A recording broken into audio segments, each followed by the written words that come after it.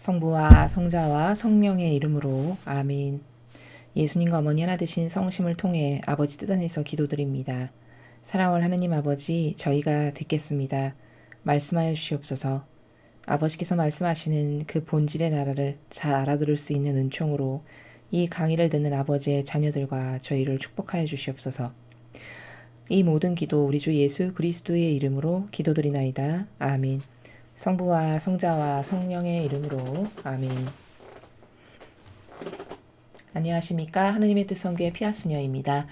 오늘도 여러분들과 함께 성경에 나와 있는 예수님께서 말씀하신 그 아버지 뜻의 나라, 그 질서의 나라, 그 진리의 세계에 대해서 여러분들과 함께 학습해 보도록 하겠습니다.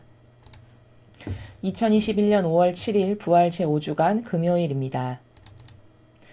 요한복음 15장 12절에서 17절까지 말씀입니다. 주님 영광 받으소서. 그때 예수님께서 제자들에게 말씀하셨다. 이것이 나의 계명이다. 내가 너희를 사랑한 것처럼 너희도 서로 사랑하여라. 친구들을 위하여 목숨을 내놓는 것보다 더 큰 사랑은 없다. 내가 너희에게 명령하는 것을 실천하면 너희는 나의 친구가 된다. 나는 너희를 더 이상 종이라고 부르지 않는다. 종은 주인이 하는 일을 모르기 때문이다. 나는 너희를 친구라고 불렀다. 내가 내 아버지에게서 들은 것을 너희에게 모두 알려주었기 때문이다. 너희가 나를 뽑은 것이 아니라 내가 너희를 뽑아 세웠다. 너희가 가서 열매를 맺어 너희의 그 열매가 언제나 남아있게 하려는 것이다. 그리하여 너희가 내 이름으로 아버지께 청하는 것을 그분께서 너희에게 주시게 하려는 것이다. 내가 너희에게 명령하는 것은 이것이다. 서로 사랑하여라. 주님의 말씀입니다. 그리스도님 찬미합니다.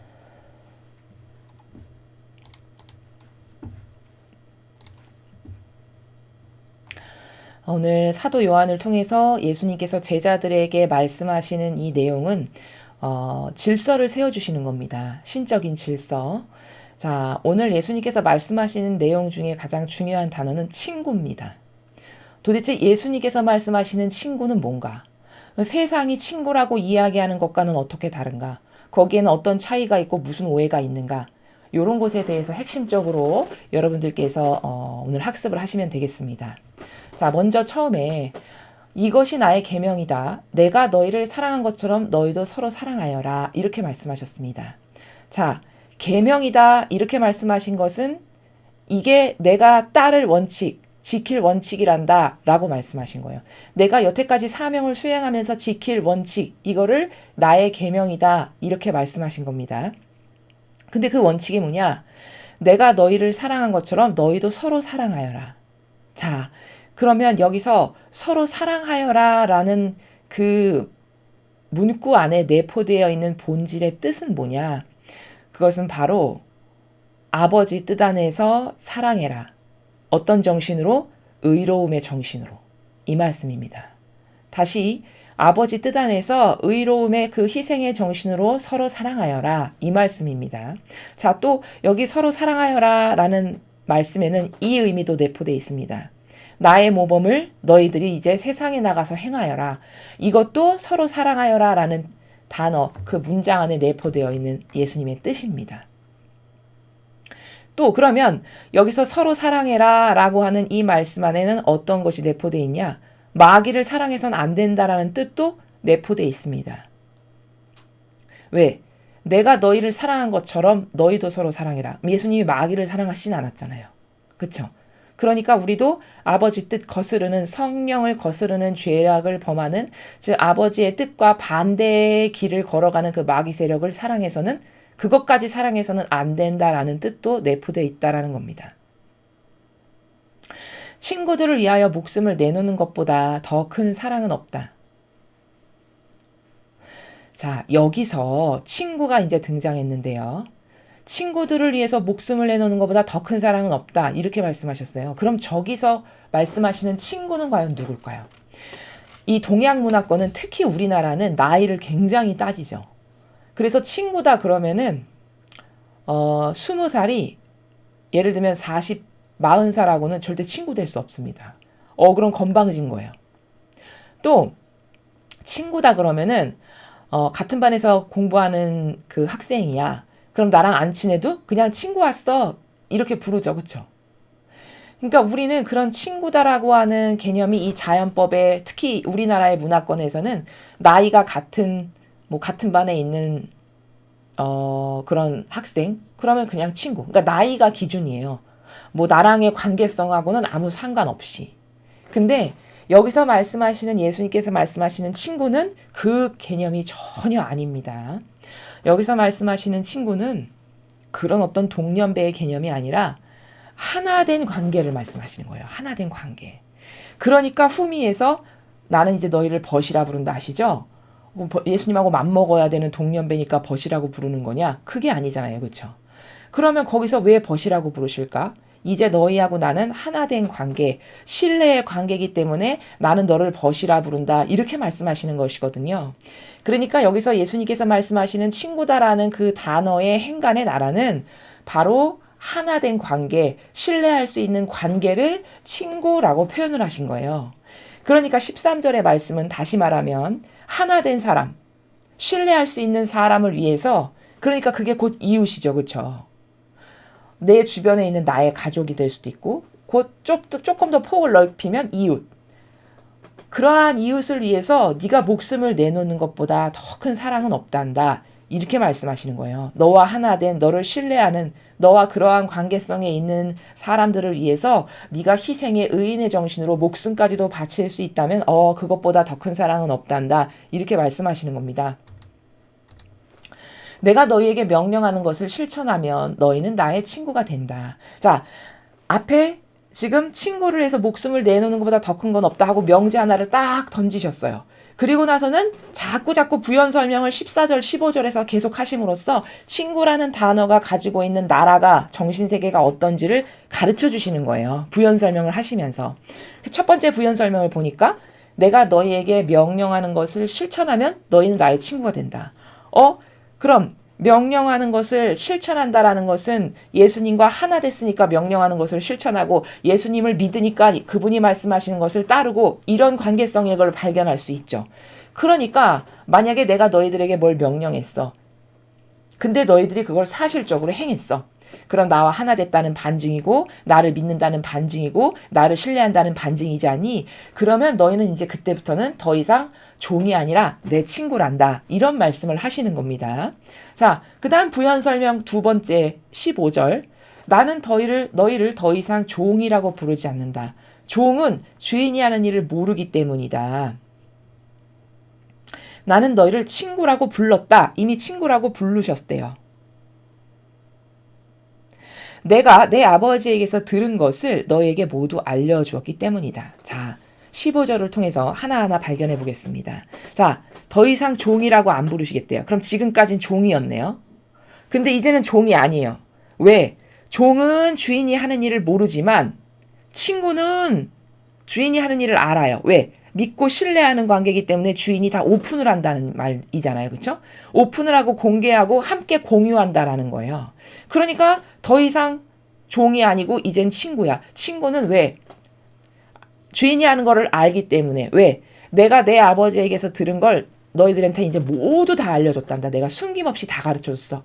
내 아버지가 어떤 분이시고 그분이 원하시는 그분의 뜻이 뭐고 그분이 살고 계시는 진리라는 나라는 어떤 나라고 다 가르쳐줬다라고 말씀하시는 거예요. 다 오픈했다는 거예요. 그러니까 내가 알고 있는 걸 너한테 다 가르쳐줬으니까 이제 우리는 공유하는 관계. 공유하는 건 아무하고나 공유하나요? 여러분 믿지도 않는 사람하고 뭘 공유하고 나눕니까? 그렇지 않죠. 세상도. 최소 믿고 신뢰하고 저 사람은 나랑 하나 됐어. 예를 들어 비밀이 있다면 그 비밀을 남에게 가서 누설하지 않을 것 같은 사람하고 비밀을 나누잖아요. 세상도. 마치 그렇듯이 아버지에게서 들은 것을 다 알려줬다라고 말씀하시는 것은 뭐죠? 이제 제자들이 예수님과 하나 된 거고 곧 그것을 친구라고 부르시는 거고 그리고 종과 친구의 차이는 종은 주인이 시키는 일만을 하고 주도적으로 내 일처럼 무엇을 하진 않죠. 그리고 주인의 의지나 뜻을 몰라요.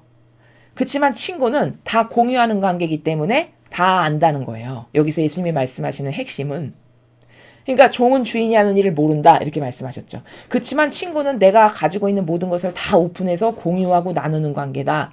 그러니까 하나 된 관계고 믿는 관계고 신뢰하는 관계고 이런 관계다라고 지금 예수님께서 제자들에게 말씀을 하시는 거예요. 자, 그러면 지금 예수님께서 말씀하신 것에 근거하면 이분법 신분질서가 과연 맞나요? 이 교회가 세워놓은 이분법 신분질서? 맞지 않죠. 예수님은 신이신데도 불구하고 내면은 신이시잖아요. 신성. 신이신데도 불구하고 제자들을 벗이라고 부르셨어요. 제자들과 우린 벗의 관계, 친구의 관계 이렇게 말씀하셨단 말이죠. 그럼 신도 아닌 감히 인간이 나는 이렇게 사제라는 단어로 부르고 감히 오늘 이렇게 예수님은 동등한 관계로서 친구라고 말씀하시는 거잖아요. 이게 격을 달리해서 말씀하시는 게 아니라 다 오픈했다, 공유한다, 믿는다, 신뢰하는 관계다. 또 다른 관점에서 보면 우리는 어떤 급이 있고 차별화가 있는 것이 아니라 동등하게 존중해야 될 관계, 동등한 가운데 서로서로의 직분을 존중해야 되는 관계, 그런 나라죠. 15절에서 말씀하시는 걸. 근데 이 교회는 동등하게 직분을 존중하는 관계인가요? 과연? 그렇지 않잖아요. 여러분들께서 다 아시다시피. 그러니까 이분법 신분질서가 이렇게 성경에 근거하지 않은 악법 중의 악법, 인간이 자신들의 권위를 더 인간적 권위를 견고하게 세워서 그 시스템을 강화시켜서 마치 신자들은 종이고 나는 그들을 내 마음대로 이래라 저래라 할 수 있는 막강한 권한을 가진 그들과는 차별화된 존재로서 이분법 신분질서라는 것 가운데 살아가지만 그렇지만 마치 그런 것이 아닌 양 다른 착한 코스프레를 해서 영혼들의 눈을 속인다는 것이죠. 그래서 이분법 신분질서는 여기 예수님께서 신이신데도 불구하고 미천하고 부족한 제자들을 친구라고 부르신 거라는 이 정신하고는 완전히 다른 거라는 거죠. 완전히 잘못된 거라는 겁니다. 너희가 나를 뽑은 것이 아니라 내가 너희를 뽑아 세웠다. 자, 그러면 여기 15절에서 하나 더 보고 가시면요.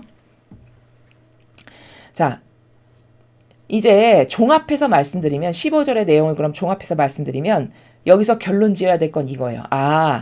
그러니까 관계성은 예수님과 제자들과 하느님과의 이러한 관계성은 무엇에 근거해서 관계가 나누어지는 것인가? 하느님과의 관계가 주격이 되는 거예요. 즉 무슨 말이냐?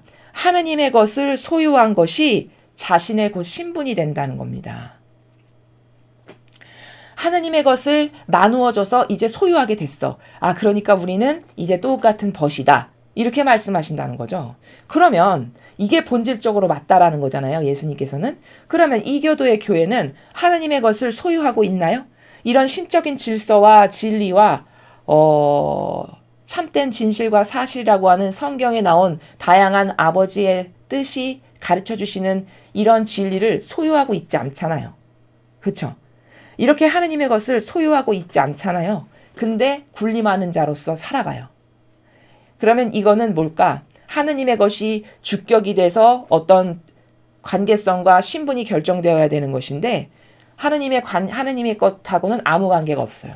그냥 인간의 뜻이 만들어 놓은 그 시스템에서 나는 주교고 나는 사제고 나는 추기경이고 교황이고 자신들이 만들어 놓은 그 신분 질서 안에서 급을 만들어요. 신분 제도를. 마치 인도의 카스트 제도처럼. 그리고서는 이거로 불러라, 이걸로 대우해라, 이렇게 공경해라, 이렇게 우러러봐라. 은연중에 그렇게 하죠.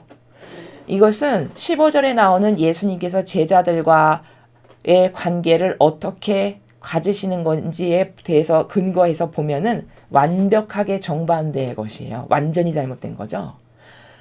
감히 제자들이 예수님과 벗이라고 하는 동등한 관계에 있을 수 있는 것은 순전히 하느님의 그 뜻이라고 하는 진리를 이제 그들도 소유하게 되었기 때문에 그들이 예수님과 동등한 친구의 관계가 된 것이지 무슨 인간의 뜻이 만든 제도와 법에 의해서 신분을 자기네들이 정한다? 이것은 여기 성경에 근거하지 않은 반하는 것이라는 거죠. 즉 하느님과의 관계가 주격이 돼야 되는 게 맞다는 겁니다. 하느님과 어떠한 관계에 놓여 있는가에 따라서. 자, 그 다음 너희가 나를 뽑은 것이 아니라 내가 너희를 뽑아 세웠다. 자, 여태까지 앞에는 다 너하고 나는 이제 동등한 친구의 관계란다. 이렇게 말씀하셨는데 16절에 와서는 또 다른 나라의 말씀을 하세요. 너희가 나를 뽑은 게 아니라 내가 너희를 뽑아 세웠다.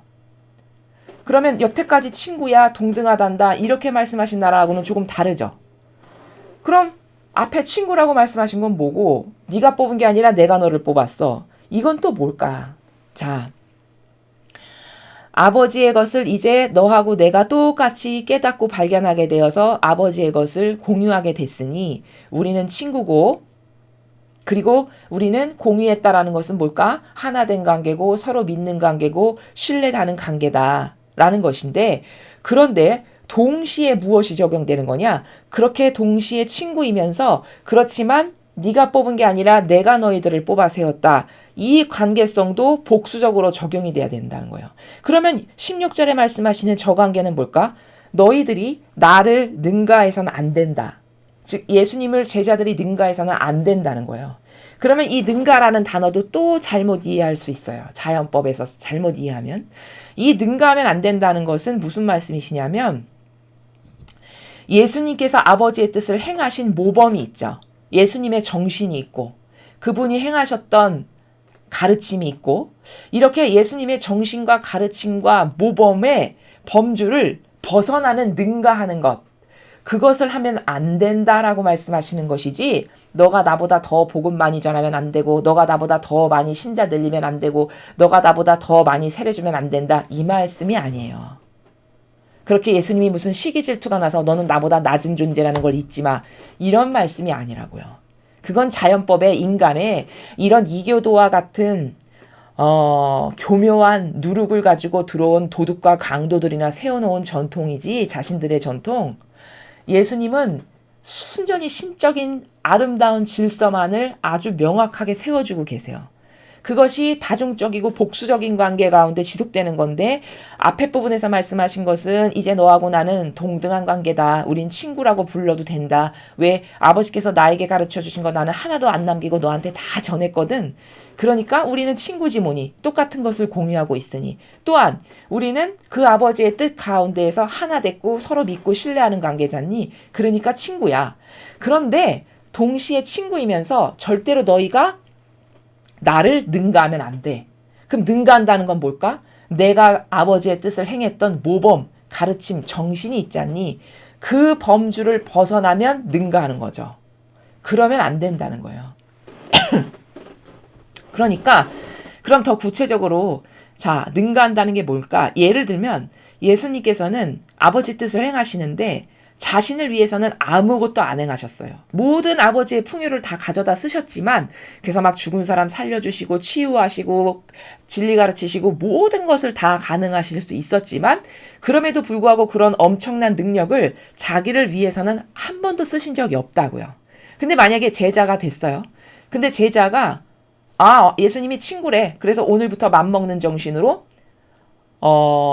예수님도 하지 않으신 아버지의 풍요를 가져다가 나의 사욕과 욕망을 채우는데 여러 가지를 쓰고 활용해. 이러면 능가한 건가요? 안 한 건가요? 이게 능가한 거예요. 이게 예수님을 능가한 겁니다. 이러면 안 된다는 거예요. 그럼 이교도의 수많은 자원한 봉사자들은 거의가 다 능가하고 있죠. 거의가 다 능가하고 있습니다. 자신들을 위해서 눈꼽만큼이라도 무엇을 하고 있다. 그럼 예수님하고는 다른 거예요. 다 능가하고 있는 거죠. 그럼 16절에 말씀하신 너희가 뽑은 게 아니라 내가 너희를 뽑았지. 그러면 내가 한 그 모범 그대로 해야 돼. 내가 한 모범에서 벗어난 그 어떤 것도 능가해서는 안 된다는 것을 지금 행하고 있어요. 그러니 성경을 모르는 게 맞고 성경에 나오는 말씀을 하나도 지키지 않고 자신들의 인간적 질서를 지키는 세력이 맞죠. 고로 악의 세력이라는 겁니다. 너희가 가서 열매를 맺어 너희의 그 열매가 언제나 남아있게 하려는 것이다. 그리하여 너희가 내 이름으로 아버지께 청하는 것을 그분께서 너희에게 주시게 하려는 것이다. 자, 너희들이 가서 이제 나와 똑같은 정신으로 많은 것을 행해서 열매를 맺어. 그래서 그 열매가 언제나 남아있게 하려는 것이다. 자, 무슨 말씀이시냐? 너희가 아버지의 뜻을 행해서 많은 열매를 맺으면 그 열매가 아버지에게는 영광이 된단다. 이런 말씀이세요. 저 내용은. 그리고 그렇게 너희가 아버지의 뜻을 행해서 많은 열매를, 아름다운 열매를 맺은 것들을 내가 천상에 보관할 것이란다. 그래서 그 열매가 언제나 남아있게 하려는다는 것은 내가 천상에다가 너희가 맺은 그 많은 아름다운 열매를 이렇게 차곡차곡 보관해 놓고 있겠다라고 말씀하시는 거예요. 언제나 남아있겠다는 거는. 그리하여 너희가 내 이름으로 아버지께 청하는 것을 그분께서 너에게 주시게 하려는 것이다. 자, 그래서 그런 많은 열매, 너희들이 나와 똑같은 모범으로 많은 열매를 맺은 것을 내가 천상의 나라에 흠 없이 차곡차곡 다 보관해 놓으면 그것을 보시고 아버지께서 아버지의 그 일꾼들이 이렇게 많은 열매를 맺어왔습니다. 라고 예수님께서 이렇게 증언하시면서 천상에 이렇게 보관하실 거 아니에요. 그럼 아버지께서 그거를 보시고 그래, 올바른 모범으로 이렇게 했구나 라고 똑바로 했다면 너희들이 청하는 것을 아버지께서 주실 수 있죠. 제자들이 무엇을 청할 때 자기를 위해서 청하지 않고 오로지 아버지 뜻만을 위해서 이러이런 것이 필요합니다 라고 지상에서 제자들이 청하면 그 제자들이 맺은 열매를 보고 그래, 훌륭하구나, 잘했구나 해서 그것을, 그 청하는 것을 잘할 수 있는 은총을 주신다라는 거예요. 주실 수 있게 하려고 내가 이렇게 하는 것이다 라고 지금 말씀하시는 것이죠. 또 내 이름으로 아버지께 청하는 것은 이라는 관점으로 본다면 예수님의 이름은 막강한 힘이라고 말씀드렸죠. 또 예수님의 이름으로 청한다는 것은 어떤 관점의 나라인 거냐면 예수님께서 아버지의 뜻을 행하신 열매들을 아버지 앞에 이렇게 펼쳐서 보여드리는 것과 똑같아요. 이름으로 청한다는 것은. 그럼 예수님께서 이 지상에서 행하신 얼마나 많은 아버지의 열매가 있습니까? 그렇죠? 그것들을 하나하나 다 펼쳐서 아버지의 뜻을 이렇게 훌륭하게 행하신 예수님의 이름으로 이것들을 좀 보세요. 이것을 보시고 저도 이렇게 예수님께서 훌륭하게 행하신 것처럼 아버지의 뜻을 행하기 위해서 뭣도 필요하고 이렇게 말씀을 드리면 그 아버지의 뜻을 훌륭하게 청하신 거를 아버지께서 훌륭하게 행한 열매들을 쫙 보시고 주지 않으실 수가 없게 주실 수밖에 없겠죠. 뿌듯하고 흐뭇하시고 그래, 잘했구나, 더 잘하거라 그러면서 주실 수밖에 없잖아요. 그렇게 해서 너희들에게 주시게 하려고 하는 것이다. 이런 말씀이세요. 내가 너에게 명령하는 것은 이것이다. 서로 사랑하여라. 그래서 후미의 열매를 맺으시기를, 끝맺음을 맺으시기를 내가 너에게 명령하는 것은 이것이다. 서로 사랑하여라. 그러니까 내가 너희들에게 당부하는 것은, 명령하는 것은, 곧 당부하는 것은 이것이다. 서로 사랑하거라. 저 사랑하거라는 내가 하는 모범 잘 봤지? 그러니까 너희들도 세상에 나가서 내가 한 모범 그대로 하거라. 또 사랑이라는 것은 의인의 희생 정신으로서 서로가 서로를 위해서 희생하는 그 정신으로 사랑하는 거란다. 내가 그렇게 양들을 사랑하고 아버지를 사랑하는 거 봤지. 너희도 그 정신으로 서로 사랑하거라. 이런 나라에서 마지막 후미에 끝맺음을 하고 계십니다. 자, 그래서 오늘 우리는 친구와 종의 차이에 대해서 배웠습니다. 친구는 뭐고 종은 뭔가. 종은 주인이 하는 일을 절대 모르고 시키는 일만 하는 것이 종이고, 그리고 삭을 받는 것이 종이고, 그러나 친구라는 것은 함께 공유한 사람으로서 네 거 내 거가 없는 하나 되고 신뢰한 관계. 그러니까 예수님께서 말씀하시잖아요. 나 이제 너한테 다 전해줬다. 뭐 숨기는 것 그런 거 하나도 없이 다 전해줬다. 그러니까 너하고 나는 이제 동등한 친구 관계야. 곧 내가 가지고 있는 걸 너에게 다 전해줬고 우리는 이제 함께 공유하는 사이고 그만큼 믿는 사이고 신뢰하는 사이고 하나 된 사이야. 요게 친구라고 말씀하시는 단어의 나라다라는 거예요. 그럼 예수님께서는 신성을 가지고 계신 신이신데도 불구하고 제자들을 친구라고 불렀다면 이 교회의 수많은 아버지의 일꾼들은 양들을 대하는 태도가 과연 이런 신적인 질서의 근거에서 양들을 대하고 그들이 필요한 것을 전해줄 수 있는 그런 올바른 질서 가운데 살아가는가? 아니면 예수님은 신이신데도 불구하고 버시라 하셨는데 역겨운 인간이 오히려 이분법 신분 질서를 세워가지고 너하고 나는 같지는 않지. 이런 내면의 교묘한 의지 가운데 신자들을 대하고 그런 나라에서 아버지의 것을 도둑질하고 훔치는 세력인가요? 예수님은 이것을 도둑과 강도라고 이미 말씀하셨어요. 또 나는 착한 목자는 문으로 들어가지만 그렇지 않은 것은 다 담을 타 넘어 들어간다라고 말씀하셨죠? 과연 예수님께서 말씀하신 것이 바리새인 율법학자들에게 국한된 것이 아니라 그 세력이 대대손손 전승돼서 오늘날에는 정말 그때보다 더할 바 없이 역겹고 죄악으로 가득한 세력으로 더 많이 변질되었는데 그것을 바라보는 눈이 없어서 그 세력과 하나 된다면 정말 참으로 불행한 일이다 라는 것을 여러분에게 말씀드립니다.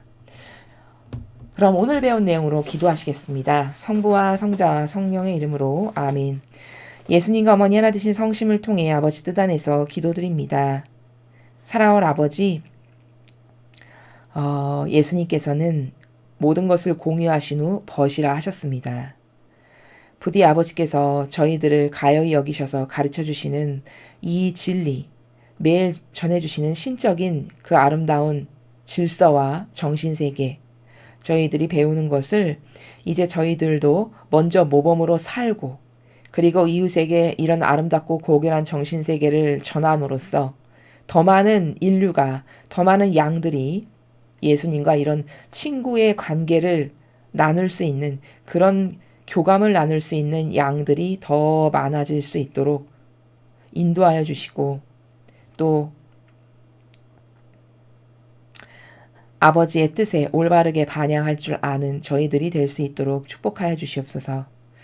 이 모든 기도 우리 주 예수 그리스도의 이름으로 기도드리나이다. 아멘. 성부와 성자와 성령의 이름으로 아멘.